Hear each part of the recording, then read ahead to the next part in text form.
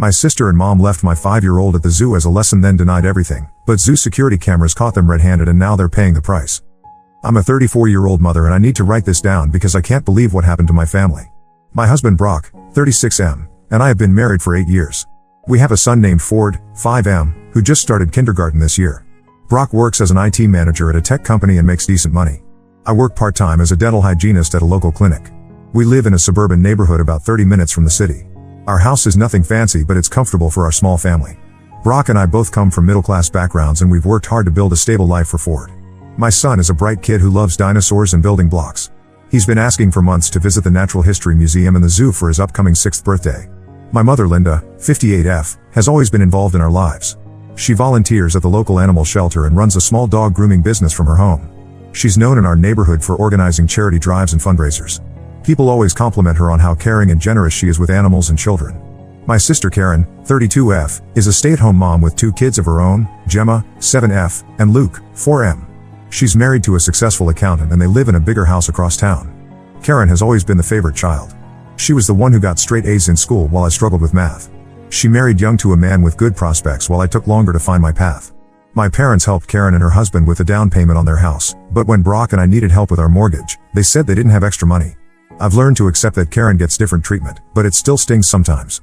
3 weeks ago, Ford kept asking about his birthday plans. He specifically wanted to go to the zoo to see the new dinosaur exhibit they had opened. The problem was that Brock and I both had work commitments on that Saturday. I was scheduled for a mandatory training session at the dental office that I couldn't miss without facing consequences. Brock had an important client presentation that had been scheduled for months. When I mentioned this to my mother during our weekly phone call, she immediately offered to take Ford to the zoo.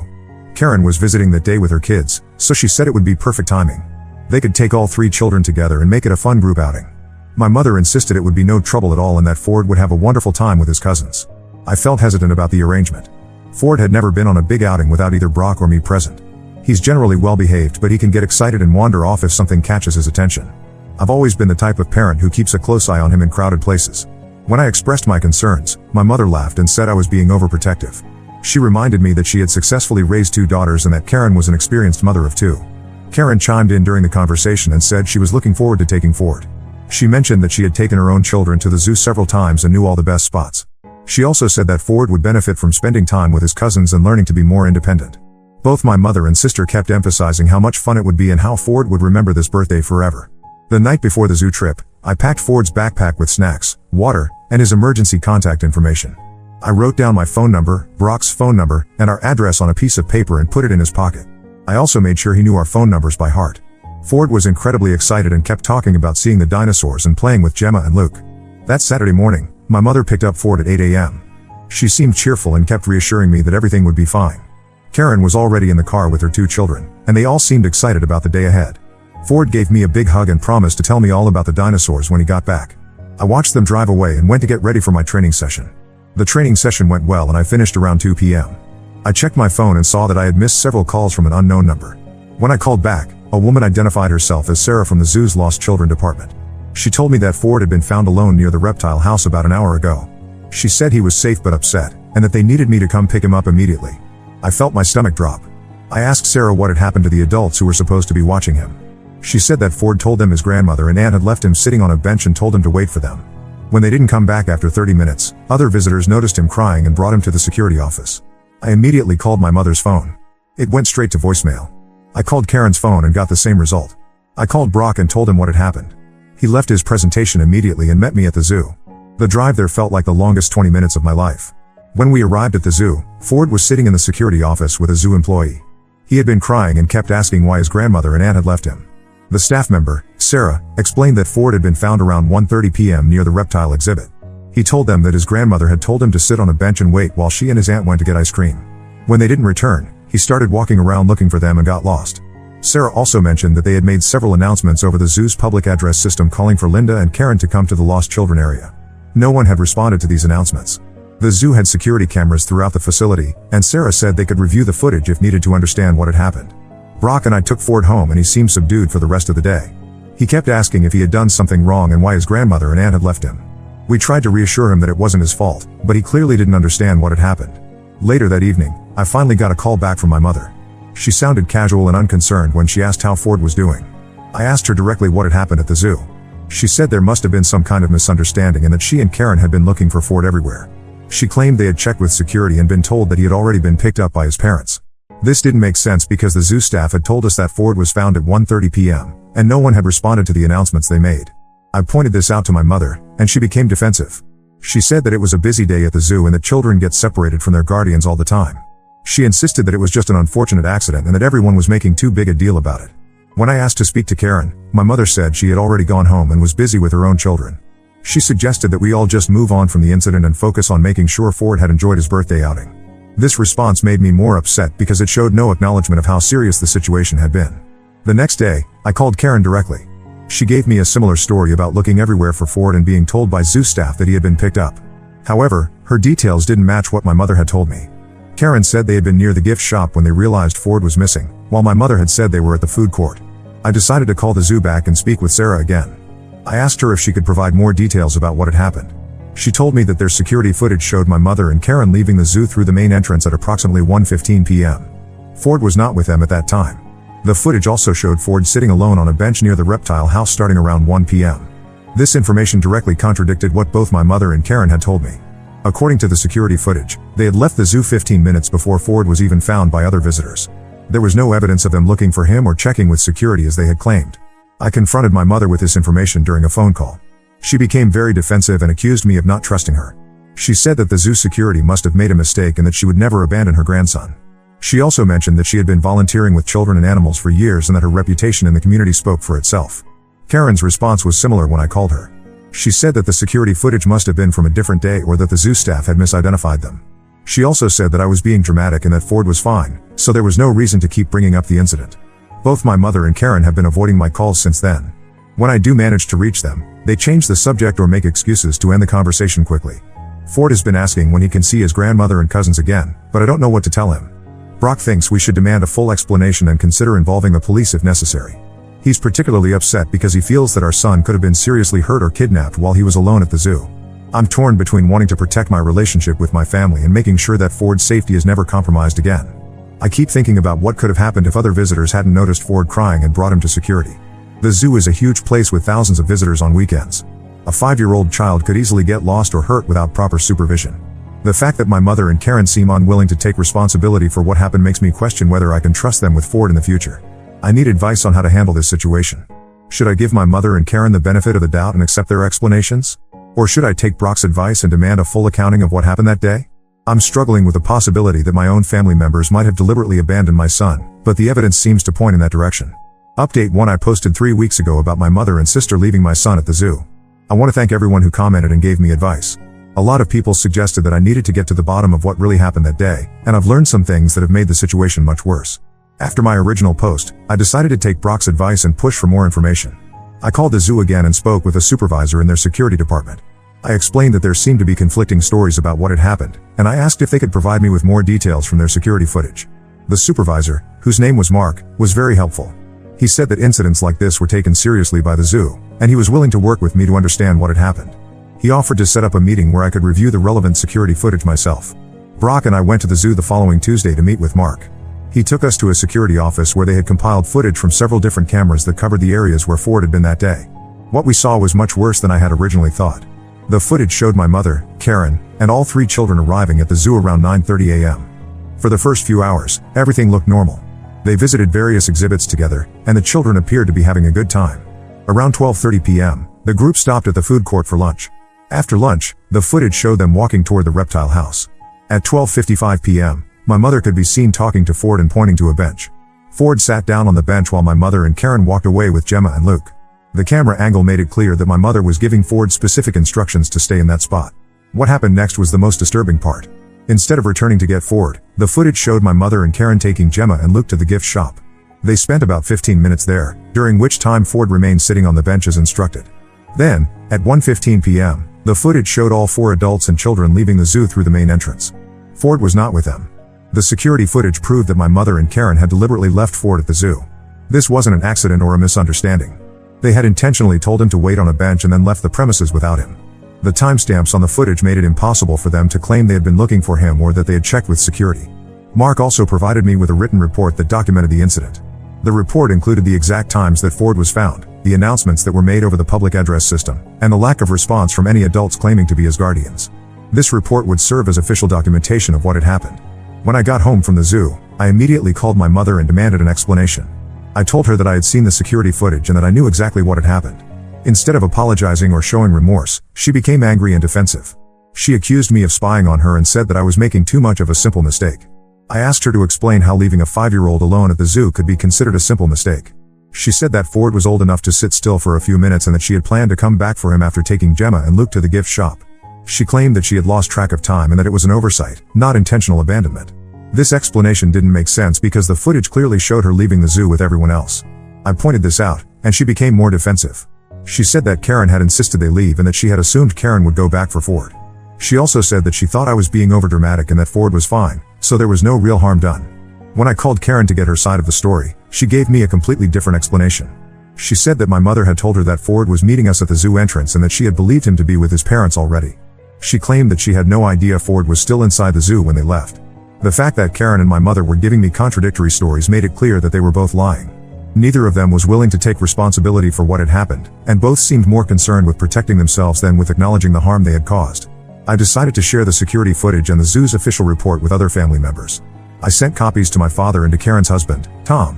I wanted them to understand the full extent of what had happened and to see the evidence for themselves. My father's response surprised me. He called me within an hour of receiving the footage and said that he was horrified by what he had seen. He said that he had been married to my mother for 35 years and had never seen her do anything like this before. He promised to talk to her and demand an explanation. Tom's response was different.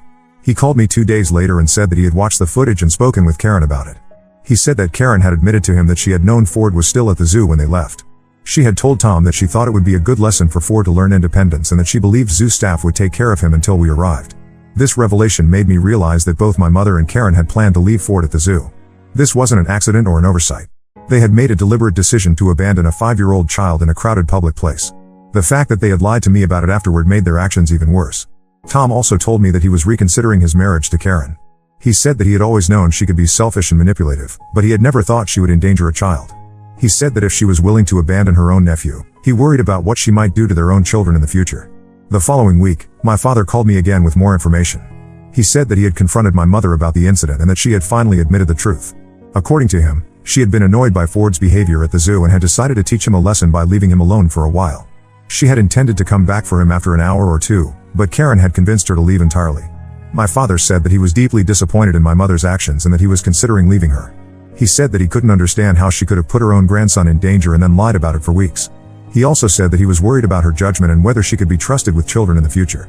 This information confirmed what I had suspected based on the security footage. My mother and Karen had deliberately abandoned Ford at the zoo, and they had planned to leave him there for an extended period. The fact that they had lied about it afterward showed that they knew their actions were wrong. I decided that I needed to protect Ford from any future contact with my mother and Karen. I called both of them and told them that they were no longer welcome in our home and that they would not be allowed to spend time with Ford unsupervised. I also told them that I would be sharing the security footage and the zoo's report with other family members and friends so that everyone would know what had happened. Both my mother and Karen became very angry when I told them this. They accused me of being vindictive and of trying to destroy their reputations in the community. They said that I was overreacting and that Ford had not been seriously harmed by their actions. I told them that the potential for harm was what mattered, not the fact that Ford had been lucky enough to be found by caring strangers. I also pointed out that their willingness to lie about the incident showed that they understood it was wrong, even if they weren't willing to admit it. Since that conversation, neither my mother nor Karen has attempted to contact me or Ford. Brock has been very supportive throughout this process, and he agrees that we need to protect our son from people who would deliberately put him in danger. Ford has been asking about his grandmother and aunt, but we've told him that they're busy with other things and won't be visiting for a while. I've also been in contact with the animal shelter where my mother volunteers. I felt that they needed to know about the incident since she works with children there as well. The shelter's director was very concerned when I shared the security footage and the zoo's report. She said that they would be reviewing my mother's volunteer status and considering whether she should continue working with children. Looking back, I realized that there were warning signs that I should have noticed. My mother had always been somewhat controlling and had a tendency to prioritize her own convenience over other people's needs. Karen had always been selfish and had a history of manipulating situations to her advantage. I had assumed that they would put Ford's safety first, but I was wrong. The hardest part of this situation has been accepting that my own family members were willing to endanger my child. I keep thinking about what could have happened if Ford had wandered away from that bench or if he had been approached by someone with bad intentions. The zoo is a large, crowded place with many potential dangers for a young child. I'm still processing the fact that my mother and Karen not only abandoned Ford but also lied about it for weeks. Their willingness to deceive me about such a serious matter makes me question whether I can trust them about anything else. I'm also concerned about what other incidents might have occurred that I don't know about. Brock and I are now planning to have Ford's 6th birthday party at our house with just close friends and Brock's family. We want to make sure that he has a safe and happy celebration without the stress of wondering whether his grandmother and aunt might put him in danger again. Update 2: It's been 6 weeks since my last update, and things have gotten even more complicated. I found out some additional information that has made me realize this situation was worse than I originally thought. About 2 weeks after my last update, I got a call from my cousin Rachel. She's my father's sister's daughter, and we've always been close. Rachel told me that she had been talking to other family members about what happened at the zoo, and she had learned some disturbing information. Rachel said that my Aunt Mary, who is my father's sister, had told her about an incident that happened 2 years ago. At that time, my mother had been babysitting Mary's daughter Sophie, who was 4 years old. My mother had taken Sophie to a grocery store, and according to Mary, she had left Sophie alone in the car for over 30 minutes while she went shopping. Mary had only found out about this incident because Sophie had mentioned it weeks later during a conversation. When Mary confronted my mother about leaving Sophie alone in the car, my mother had claimed that she had only been gone for 5 minutes and that Sophie was being dramatic. Mary had decided not to make a big deal about it at the time, but she had never allowed my mother to babysit Sophie again. Rachel also told me that my cousin Brian, who is Karen's age, had a similar story. About 3 years ago, Karen had been watching Brian's son Michael, who was 6 at the time. Karen had taken Michael to a park, and according to Brian, she had left him there alone while she went to meet a friend for coffee. Michael had been found by other parents at the park, who had called Brian when they couldn't find any adults supervising the child. When Brian had confronted Karen about this incident, she had claimed that she had only stepped away for a few minutes and that she had been able to see Michael the entire time. Brian had been upset about the situation, but Karen had convinced him that it was just a misunderstanding. However, Brian had never allowed Karen to watch Michael unsupervised again. Learning about these previous incidents made me realize that what happened to Ford wasn't an isolated occurrence.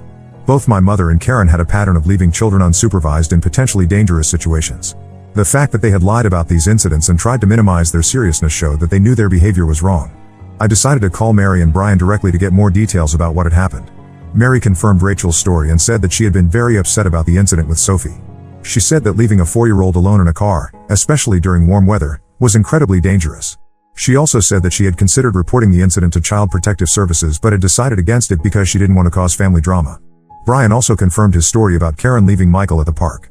He said that he had been furious when he found out what had happened, but Karen had been very good at making excuses and convincing people that she hadn't done anything wrong. He said that he had always felt uncomfortable about the incident but had tried to give Karen the benefit of the doubt. Both Mary and Brian said that they were not surprised to learn about what had happened to Ford at the zoo. They said that my mother and Karen had shown a pattern of putting their own convenience ahead of children's safety. They also said that they were glad I had decided to keep Ford away from them. This information made me realize that I needed to warn other family members who might be considering leaving their children with my mother or Karen.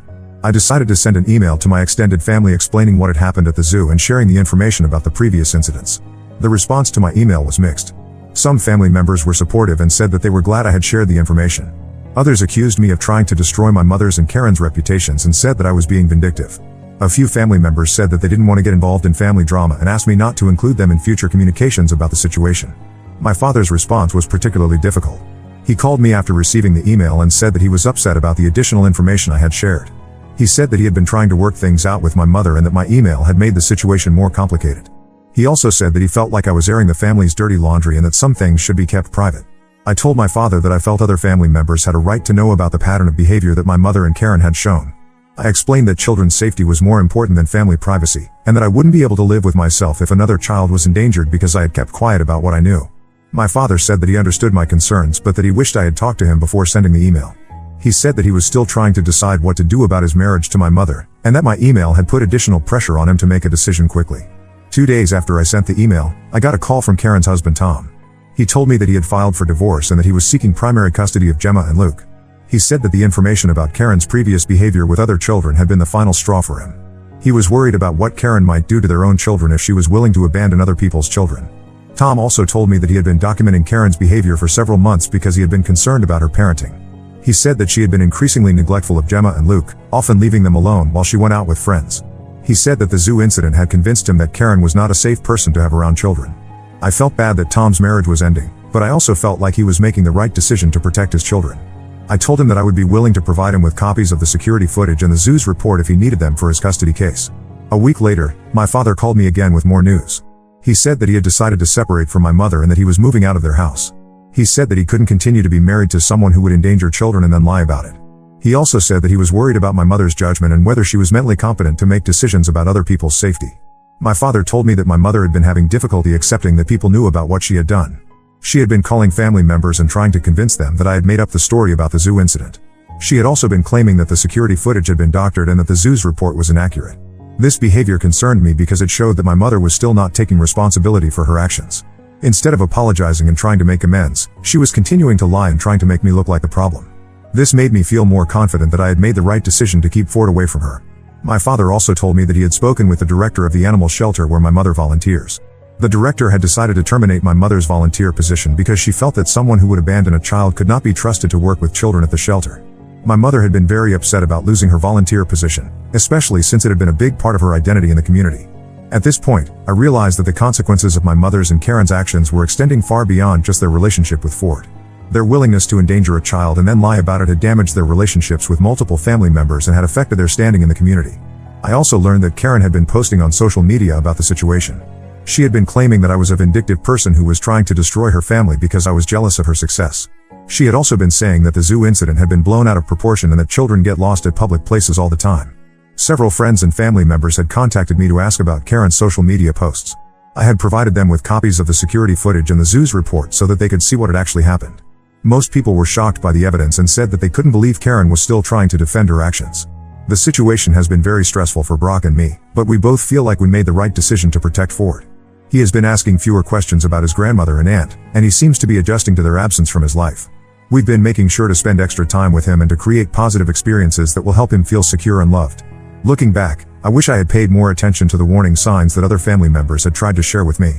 If I had known about the previous incidents with Sophie and Michael, I never would have allowed my mother and Karen to take Ford to the zoo. However, I'm glad that I now know the truth about their behavior, even though it's been painful to learn. Update 3. It's been 4 months since my last update, and I wanted to share what has happened since then. This will be my final update because I think the situation has reached its conclusion. The first major development was that Tom was awarded primary custody of Gemma and Luke. The court was very concerned about the evidence showing that Karen had repeatedly left children unsupervised in dangerous situations. The judge said that Karen's pattern of behavior showed a disregard for child safety that made her unsuitable for primary custody.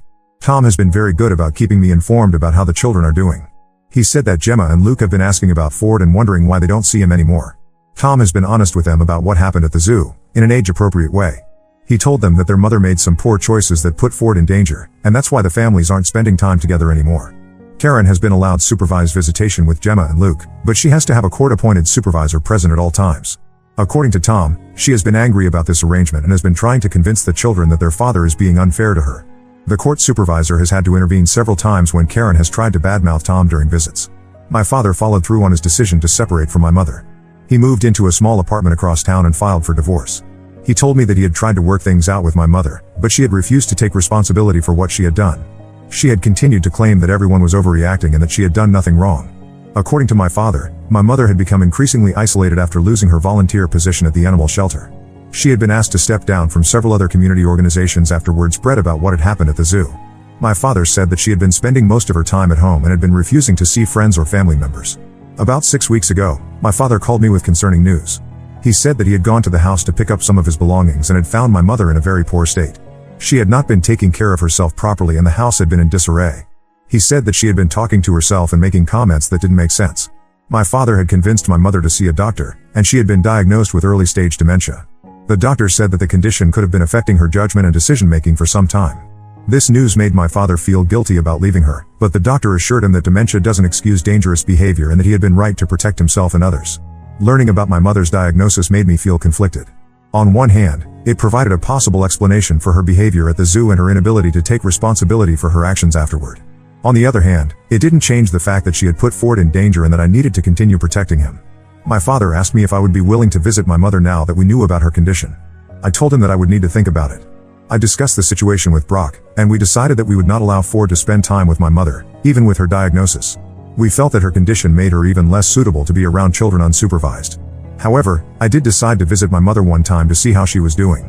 I went to the house with my father, and I was shocked by what I found.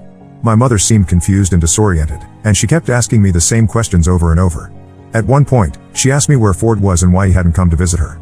When I reminded her about what had happened at the zoo, she seemed genuinely confused and said she didn't remember anything about it. This visit was very difficult for me. Part of me felt sad to see my mother in such a deteriorated state. But another part of me was still angry about what she had done to Ford, regardless of whether she remembered it or not. I realized that I had spent months processing the betrayal and the lies, and seeing her confusion didn't erase those feelings. My father has been working with social services to arrange proper care for my mother. She is now living in a memory care facility where she can receive the supervision and medical attention she needs. My father visits her regularly, but he has said that she often doesn't recognize him or remember that they are divorced. Karen's situation has been different. She has not been diagnosed with any medical conditions, and she continues to maintain that she did nothing wrong at the zoo. According to Tom, she has been telling people that I manipulated the security footage and that the zoo's report was falsified. She has also been claiming that my mother's dementia diagnosis proves that she wasn't responsible for what happened. Tom has been documenting Karen's continued refusal to accept responsibility for her actions. He said that this behavior has been helpful in his custody case because it shows that Karen is not capable of making good decisions about child safety. The court has been very concerned about Karen's inability to acknowledge her mistakes and learn from them. About a month ago, Karen tried to contact me directly for the first time since the zoo incident. She called me and said that she wanted to apologize and rebuild our relationship. However, when I asked her to specifically acknowledge what she had done wrong at the zoo, she became defensive and said that I was being unreasonable. She said that she had already apologized and that I needed to move on. I told Karen that I had not received any genuine apology from her. I explained that a real apology would involve taking full responsibility for her actions, acknowledging the harm she had caused, and making a commitment to change her behavior. I said that her continued attempts to minimize what had happened showed that she was not truly sorry. Karen became angry and said that I was being vindictive and that I was keeping Ford away from his family out of spite. She said that she missed him and that he probably missed her too. I told her that Ford's safety was my priority, and that I would not allow him to spend time with someone who had shown such poor judgment about child safety. Since that conversation, Karen has been posting on social media about how I have turned the family against her. She has been claiming that I am a manipulative person who has brainwashed other family members into believing lies about her. Several mutual friends have contacted me to ask about these posts, and I have shared the security footage with them so they can see what actually happened. The extended family has essentially split into two groups. Most people have sided with me after seeing the evidence of what happened at the zoo. However, a few family members have continued to support Karen and my mother, claiming that families should stick together no matter what. These relationships have been permanently damaged, and I don't expect them to be repaired. Brock and I have been focusing on building positive relationships with the family members who have been supportive. We have been spending more time with Brock's family and with my father when he is available. Ford has been thriving with these relationships, and he rarely asks about his grandmother and aunt anymore. Ford will be turning 6 next month, and we are planning a small party at our house. We will be inviting close friends and supportive family members, but we will not be including anyone who has shown poor judgment about child safety. I want Ford to have a happy birthday celebration surrounded by people who truly care about his well-being. Looking back on this entire situation, I am grateful that I discovered the truth about my mother's and Karen's behavior before something worse happened. The security footage from the zoo provided undeniable evidence of what they had done, and it prevented them from continuing to lie about their actions. I have learned that it's important to trust my instincts when it comes to protecting my child. I had felt uneasy about allowing my mother and Karen to take Ford to the zoo, but I had ignored those feelings because I wanted to maintain family harmony. Now I know that my child's safety is more important than keeping other people happy. The situation has also taught me that some people are not capable of taking responsibility for their actions, even when faced with clear evidence of wrongdoing. Both my mother and Karen showed a pattern of endangering children and then lying about it afterward. This behavior is not something that can be easily forgiven or forgotten. I have had to accept that my family will never be the same after this incident. The relationships that were damaged may never be fully repaired, and some family members will always be excluded from our lives. However, I believe that protecting Ford from people who have shown poor judgment about child safety is worth the cost of these broken relationships. Brock has been incredibly supportive throughout this entire process. He has never questioned my decision to keep Ford away from my mother and Karen, and he has been willing to deal with the family drama that resulted from my actions. Having a partner who prioritizes our child's safety above all else has made this difficult situation more manageable. Ford seems to have adjusted well to the changes in our family structure. He has stopped asking about his grandmother and aunt, and he appears to be happy with the family members who remain in his life. We have been careful not to speak negatively about my mother and Karen in front of him, but we have also been honest about why certain people are no longer part of our lives. I want to thank everyone who commented on my previous posts and offered support and advice. Reading your responses helped me realize that I was not overreacting to the situation and that protecting my child was the right thing to do. Your encouragement gave me the strength to stand up to family members who were trying to minimize what had happened. For anyone else who might be dealing with similar situations, I want to emphasize the importance of trusting your instincts and prioritizing your child's safety. Family relationships are important, but they should never come at the expense of a child's well-being. Sometimes the most loving thing you can do is to keep your child away from people who have shown they cannot be trusted. I don't expect to post any more updates about this situation. My mother is receiving the care she needs for her dementia, and Karen is dealing with the consequences of her actions through the court system. Ford is safe and happy, and that's what matters most to me. We are moving forward with our lives and building positive relationships with people who truly care about our family's well-being. Now let's move to the next story. Story 2. I got pregnant at 19 and my parents helped me raise my son. Until they tried to force me to give him up for adoption. I fled to my sister's house and now they're threatening legal action. I never thought I'd be posting here, but I'm at my wit's end. I'm a 22-year-old single mom to my amazing 2-year-old son, Ethan. His father isn't in the picture, and I've been raising him with the help of my parents. I got pregnant unexpectedly when I was 19, during my second year of college. I was studying graphic design and had dreams of working for a big advertising agency one day. Those dreams came to a screeching halt when I saw those 2 pink lines on the pregnancy test. When I told my parents, their reaction was exactly what I'd feared. My mom cried for days, lamenting about how I'd ruined my future. My dad couldn't even look at me for a week. They come from a conservative background, and having a child out of wedlock was something they never imagined for their daughter. The father, my boyfriend at the time, freaked out when I told him. He accused me of trying to trap him and said he wanted nothing to do with the baby. I haven't heard from him since, and honestly, I'm glad. I don't need that kind of negativity in Ethan's life. After the initial shock wore off, my parents slowly came around. They said they'd support me if I decided to keep the baby, which I had already decided I would. I dropped out of college and moved back home. It wasn't ideal, but I was grateful for their help. The pregnancy was tough. I had terrible morning sickness that lasted all day, and I was constantly exhausted. My mom took me to all my appointments and helped me prepare for the baby's arrival. Despite their initial disappointment, I could see my parents getting excited about becoming grandparents. Ethan was born on a rainy Tuesday morning in April. The moment I held him in my arms, I knew all the struggles had been worth it. My parents fell in love with him instantly. For a while, everything seemed perfect. They doted on Ethan, and I was able to work part-time at a local coffee shop while they watched him. But as Ethan grew older, things started to change. It began with small comments here and there. My mom would criticize the way I dressed him or the food I gave him. She'd say things like, "Don't you think he's a bit young for solid foods?" Or "Why is he wearing that? It's too cold outside." I brushed it off at first, thinking she was just being a concerned grandmother. However, as time went on, their behavior became more controlling. They started dictating every aspect of Ethan's life, from his sleep schedule to the toys he played with. If I tried to do things differently, they'd accuse me of being an irresponsible mother. My dad, who had always been more laid back, started backing up my mom's decisions. He'd say things like, "Listen to your mother, she raised you and your sister, she knows what she's doing." It felt like I was being pushed out of my role as Ethan's mother. To make matters worse, my mom started making hurtful comments about my appearance. I had gained weight during my pregnancy and struggled to lose it while juggling motherhood and work. She'd make snide remarks like, "Are you sure you want that second helping? Or you really should start exercising more. No man will want you looking like that." Her words cut deep, especially since I was already feeling insecure about my body. I tried to explain how her comments hurt me, but she'd brush it off, saying she was just looking out for my health and future. The final straw came last week. Ethan was due for his scheduled vaccinations, and I had made an appointment with his pediatrician. The night before, my mom casually mentioned that she'd been reading about the dangers of vaccines online. She suggested that maybe we should hold off on getting Ethan vaccinated. I was shocked. My mom had always been pro-vaccine when I was growing up. I told her that I'd done my research and was comfortable with the doctor's recommendations. She seemed to let it go, but the next morning when I was getting ready to leave, I couldn't find my car keys anywhere. After searching for half an hour, I confronted my parents. My mom admitted that she had hidden the keys. She said she couldn't let me poison her grandson with those vaccines. I was furious. I told her she had no right to make medical decisions for my child. We got into a heated argument, with my dad eventually stepping in to back up my mom. In the end, I had to call a cab to take Ethan to his appointment. The whole ride there, I was seething with anger and hurt. How could they undermine me like this? When we got back home, my parents were waiting for us. They sat me down for what they called a serious talk. They told me that if I wanted to continue living in their house, I needed to raise Ethan according to their rules and values. They criticized my parenting style, saying I was too lenient and that Ethan needed more discipline. Then came the kicker. My mom suggested that if I couldn't raise Ethan properly, maybe I should consider giving him up for adoption so he could be raised by a real family. I was stunned. How could she even suggest such a thing? Ethan is my world. The thought of giving him up is unimaginable. I have an older sister, Emma, who's 28 and lives in another state. We've always been close, despite the age gap. She moved away right after college, and now I understand why. She doesn't have much contact with our parents, usually just a call on holidays and birthdays. After this conversation with my parents, I called Emma in tears and told her everything. She wasn't surprised. She revealed that our parents had always been controlling, which is why she moved so far away. She told me about incidents from her childhood that I was too young to remember or understand at the time. Emma offered to let Ethan and me stay with her for a while, to get away from the toxic environment. Part of me wants to take her up on the offer, but I'm scared. I've never lived anywhere else. The thought of uprooting our lives is terrifying.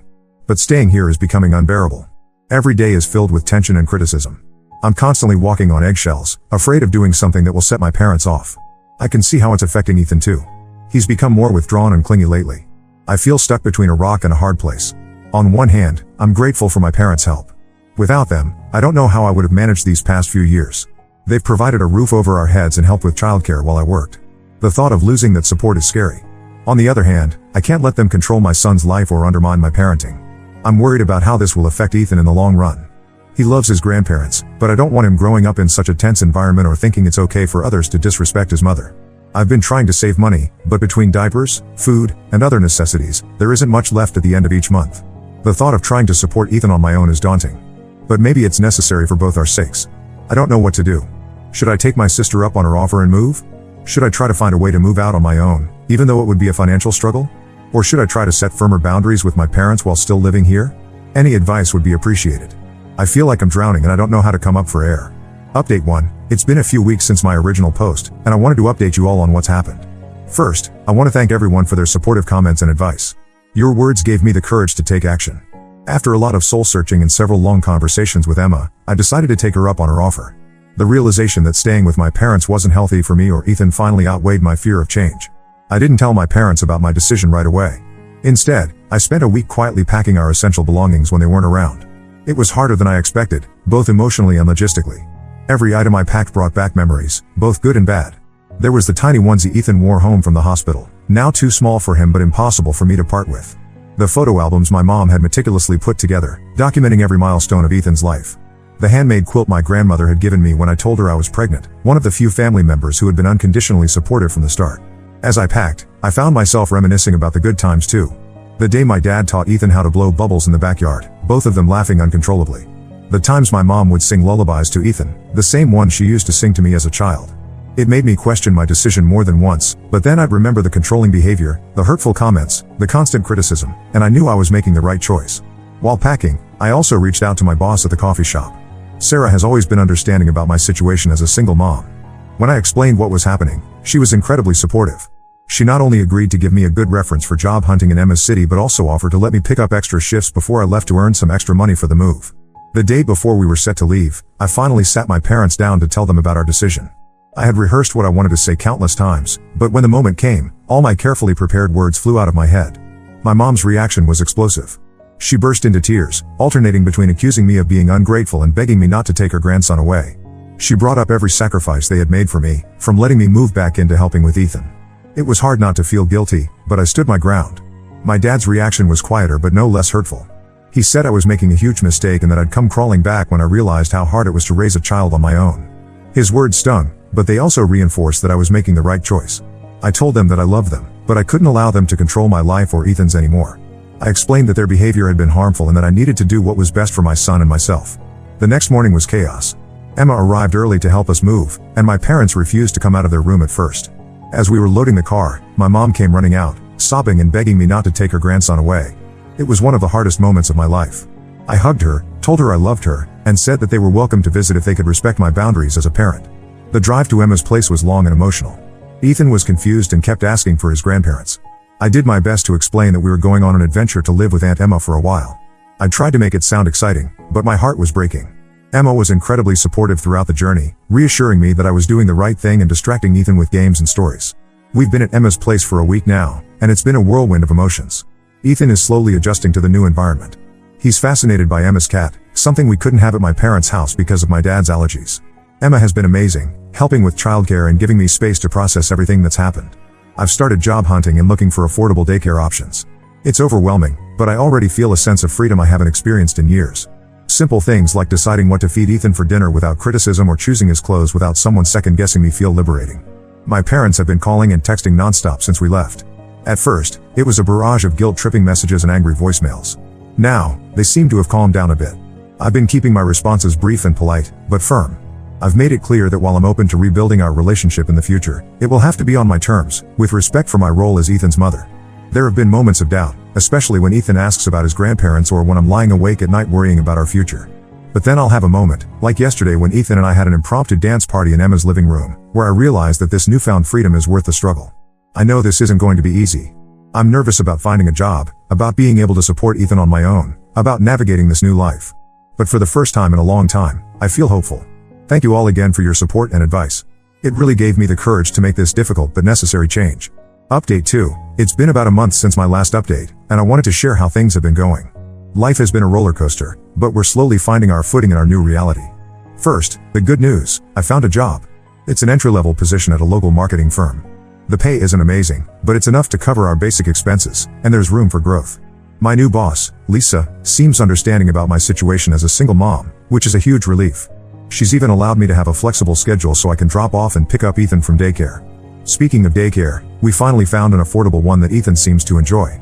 It was a struggle at first. He cried every morning when I dropped him off, which broke my heart. But now, he's made some little friends and gets excited to go. The staff there are wonderful and have been so patient with him as he adjusts. Emma has been an absolute lifesaver through all of this. She's been helping with Ethan while I work, and on the days when she's not available, she introduced me to her neighbor, Mrs. Johnson, a retired teacher who's been happy to babysit occasionally. Ethan adores her, especially when she reads him stories in funny voices. Ethan is adjusting well to his new surroundings, all things considered. He still asks about his grandparents sometimes, which is hard. But he's also enjoying the new experiences. He loves the park near Emma's house, especially the duck pond. We try to go there every weekend, and it's become our special time together. Now, for the more challenging part, my parents. They haven't given up on trying to get us to come back. At first, it was daily calls and texts, alternating between guilt-tripping and angry outbursts. I've had to be firm about maintaining boundaries, which hasn't been easy. There are days when I just want to give in, to have their help and support again. But then I remember why we left, and I stand my ground. Last week, things took an unexpected turn. My parents showed up unannounced at Emma's place. I was at work, but Emma called me immediately. She said they were demanding to see Ethan and threatening to call the police if we didn't let them in. Emma stood her ground and refused to let them in without my permission. I rushed home, feeling a mix of anger and anxiety. When I arrived, I found my parents still outside, my mom in tears and my dad red-faced with anger. I took a deep breath and approached them calmly. I told them that their behavior was unacceptable and that if they couldn't respect my boundaries, they wouldn't be allowed to see Ethan at all. We had a long, emotionally charged conversation right there on the front lawn. I explained how their controlling behavior had affected me and why I needed to make this change for Ethan's sake and my own. I told them about the anxiety I'd been living with, always worrying about their judgment and criticism. I shared how their words had chipped away at my self-esteem and confidence as a mother. It was hard, but I stood my ground. I think seeing me so firm and hearing how their actions had affected me really hit home for them. My mom broke down crying, not the manipulative tears from before, but real, heartbroken sobs. My dad, who's always been more stoic, actually had tears in his eyes too. In the end, they left without seeing Ethan that day. But the conversation seemed to have an impact. My mom called the next day, apologizing for their behavior. She said they've realized they might lose us completely if they don't change their approach. It was the first time I'd ever heard her apologize like that. We've agreed to try a supervised visit next weekend. I'm nervous about it, but I'm hoping it's a step in the right direction. I've made it clear that any future relationship will depend on their ability to respect my role as Ethan's mother and my right to make decisions for my family. Through all of this, I've been amazed by the strength I've found within myself. It's not easy standing up to my parents, but every time I do, I feel more confident in my abilities as a mother and as an independent adult. I'm rediscovering the person I was before I became a mom, the girl who had dreams and ambitions. I've even started sketching again in my free time, something I haven't done since I dropped out of my graphic design program. It's not much, just doodles really, but it feels good to reconnect with that part of myself. Emma has been encouraging me to pursue it more, saying I could maybe do some freelance design work on the side once we're more settled. There's still a long road ahead, but I'm feeling more optimistic about our future. Ethan and I are building a new life here, one where we're both free to grow and thrive. It's not always easy, but seeing Ethan happy and carefree makes it all worth it. Thank you all for your continued support and advice. It means more than you know. Update 3, it's been 3 months since my last update, and I wanted to share some developments in our situation. The supervised visit with my parents went better than expected. They were on their best behavior, probably realizing it was their chance to prove they could respect boundaries. Ethan was happy to see them, which was both heartwarming and a little bittersweet. Watching him run into their arms made me realize how much I'd missed seeing that connection, despite everything that had happened. Since then, we've had a few more visits, always supervised and on neutral ground. It's been a slow process, but I'm seeing small improvements in their behavior. They're learning to ask before giving Ethan treats or making decisions about his care. There have been a few slip-ups, like when my mom tried to insist on Ethan wearing a sweater on a warm day, but they're trying. My job is going well. I've even gotten a small raise, which has helped ease our financial situation a bit. Lisa, my boss, has been mentoring me, helping me brush up on my design skills. She's even let me assist on a few small projects. It feels good to be using my creativity again. Ethan is thriving in his new daycare. He's made a best friend, a little girl named Zoe, and they're inseparable. His vocabulary has exploded, and he's becoming quite the little chatterbox. Sometimes, when he learns a new word, I can see him hesitate before using it, like he's waiting for someone to correct him. It breaks my heart a little, reminding me of how controlling my parents were, but I always make sure to encourage him. Emma continues to be an incredible support. She's not only helped with Ethan but has also been teaching me how to budget and manage my finances better. I'm slowly building up my savings, with the goal of eventually finding our own place. As much as I appreciate Emma's help, I know we can't stay with her forever. There was one incident last month that tested our progress. Ethan got sick with a high fever, and I had to take him to the ER. In my panic, I called my parents without thinking. To my surprise, they were supportive without being overbearing. They offered to come help but respected my decision when I said I could handle it with Emma's help. My mom even called the next day just to check on Ethan, without any criticism or unwanted advice. This experience made me realize how much our relationship has evolved. We're not perfect, and there's still a long way to go, but we're making progress. I'm learning to set and maintain boundaries, not just with my parents but in all aspects of my life. It's not always easy, but I'm growing stronger and more confident every day. I've also started attending a support group for single parents. It's been incredibly helpful to connect with others who understand what I'm going through. Hearing their stories and sharing my own has been therapeutic in a way I didn't expect. As for my personal life, I've made a few friends at work and through the single parents group. It's nice to have adult conversations that don't revolve around diapers or tantrums. I'm not ready to think about dating yet, but it's good to know that there's a whole world out there beyond being just a mom. Ethan and I have settled into a routine here. We have pancakes every Sunday morning, followed by a trip to the duck pond. On Saturdays, we explore a new part of the city. Last week, we found a small art museum with a children's area where Ethan got to paint on a giant canvas. Seeing his face light up as he created his masterpiece reminded me of my own love for art. There are still challenging days, of course. Days when I'm exhausted from working and parenting, when I miss the help my parents used to provide. Days when Ethan has a meltdown in the grocery store and I can almost hear my mother's critical voice in my head. But then there are moments, like when Ethan hugs me tight and says I love you, mommy unprompted, that make it all worthwhile. I'm cautiously optimistic about the future. I know there will be more challenges ahead, but I feel better equipped to handle them now. Thank you all for being part of this journey with me. Your support and advice have been invaluable.